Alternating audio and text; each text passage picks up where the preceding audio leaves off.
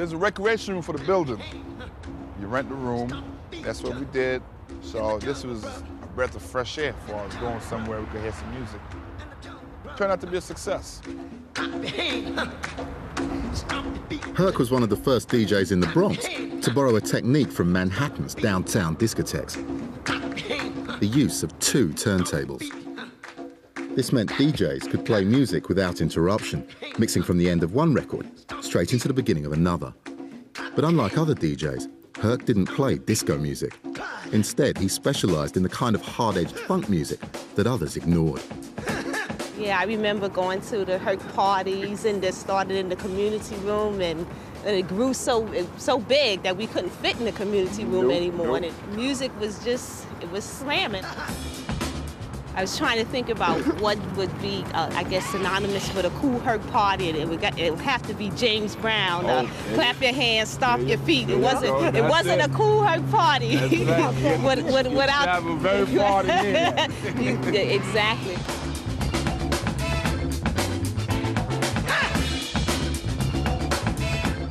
What singled out Herc as a DJ was his keen eye for crowd reaction. He noticed that the energy on the dance floor hit a peak during the instrumental breaks in the records, the point when the singing stops and the music carries on. From this simple observation, Herc came up with an idea that would become the basis of hip-hop. One night, I'm waiting for the record to play out.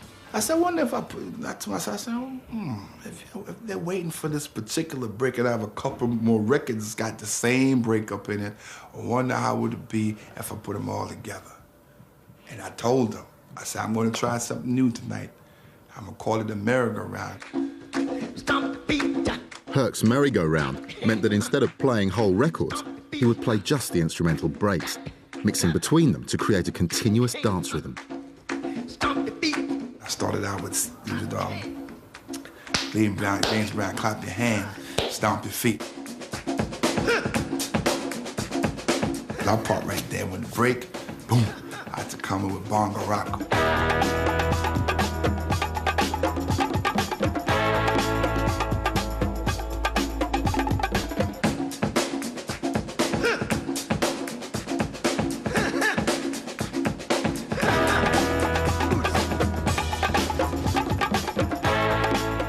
Bongo rock was still no vocals in it, and I would go into Baby Huey, the Mexican.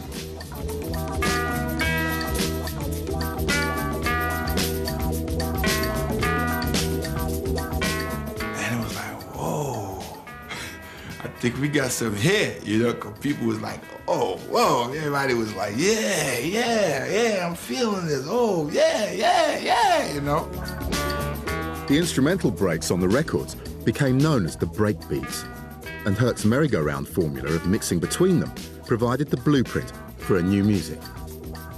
Oh man, Kool Herc was the first person I ever heard that do anything like that, Because I'm used to being in the house with my mother and we pull a James Brown record on and just let it play through. Kool Herc would play the break part back and forth, and that really astonished me. I was really impressed when I seen that, something like that, because I'd never seen anything like that before. I saw Kool Herc, and I was 14 years old, and that very day when I saw his sound system and how loud it was and the records that he played would just change the way the party was going, and that's what I wanted to do.